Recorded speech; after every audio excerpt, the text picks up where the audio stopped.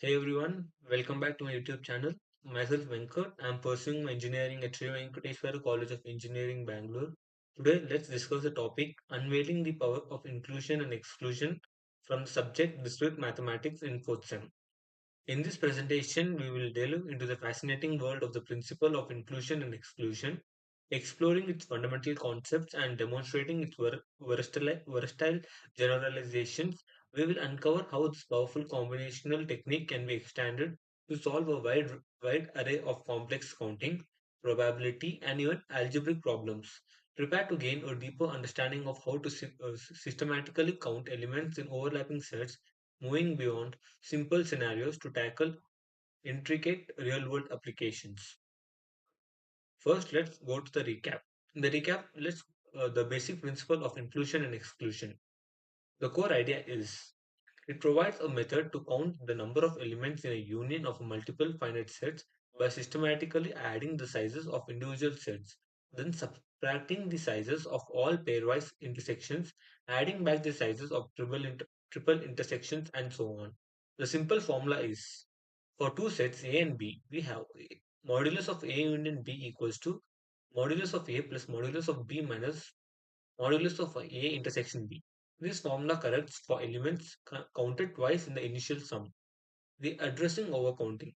The alternating sum ensures that each element in the union is counted exactly once, regardless of how many sets it belongs to.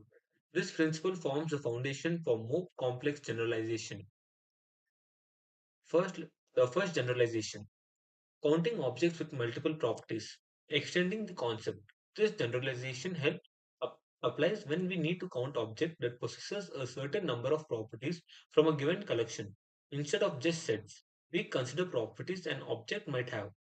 L- The definition is let S be a finite set of objects and P1 and P2 to Pn with the properties that an object in S or may not possess.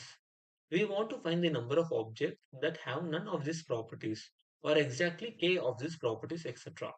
Sum over intersections. The formula involves summing over all the possible intersections of properties, similar to the basic but extending to an arbitrary number of properties. The sign of each term alternates based on the number of properties in the intersection. Example: applying the generalized formula to a combinational problem.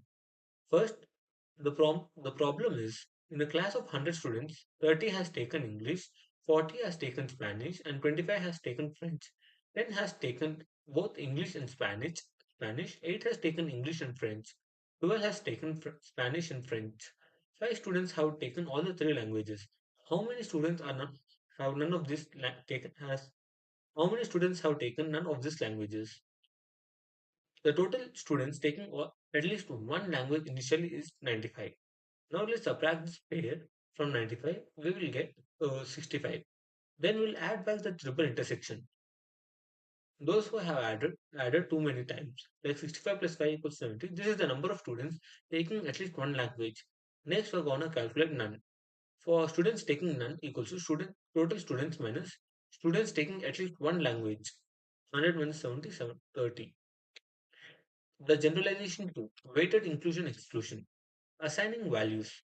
Unlike standard PIE, which contains element weighted P, it assigns a weight or value to each element. We then sum these weights according to the inclusion and exclusion principle. Probability content. This is particularly useful in probability theory, where the weight of an outcome is its probability. It allows calculating the probability of a union of events. Beyond counting, it extends it from a combinational counting tool to a more general summation principle applicable to various mathematical domains where values, not just counts, are relevant. Another example is using weighted PIE to solve a probability problem. Problem statement: what is the probability of rolling at least 1 6 when rolling two fair dice? Let A be the event of rolling a 6 on the first die and B be the event of rolling a 6 on the second die. Individual properties. P of A equals to 1 by 6. 6 outcomes where the first die is 6 out of 36 total.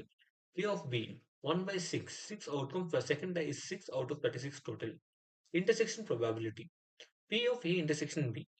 which is probability of rolling a 6 on both the dice, which is 1 by 36. Only one outcome, 6, 6. Applying the weighted PIE, P of A union B equals to P of A plus P of B minus P of A intersection B, where P of A union B equals to 1 by 6 plus 1 by 6 minus 1 by 36, where we have found the individual values 1 by 6 from individual probabilities and 1 by 6 from intersection probabilities, and we'll get the answer is 11 by 36. The third generalization is beyond simple set.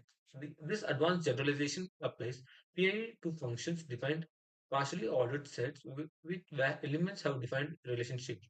Its Mobius form function and applications. It provides powerful framework for problems in number theory, combination and lattice theory where standard set theoretical PIE is insufficient. These applications are core principle, number theory relevance, and example, Euler-Stoney function. In the number theory relevance, we have this formula is particularly important in number theory, where it is used to relate various arithmetic functions. For example, it can relate Euler's torsion function into the identity function. The advanced applications are rearrangement for root polynomials and resource allocations. The summary are key generalizations, versatile tools, endless probabilities, Mobius invention. Well, key generalization consists of it remembers the three major generations, counting objects with multiple properties, weighted inclusion, and exclusion on the posets, and endless possibilities. The principle explored today lay the groundwork for tackling advanced problems in various fields, from de-arrangements to complex assignment problems. Thank you for watching.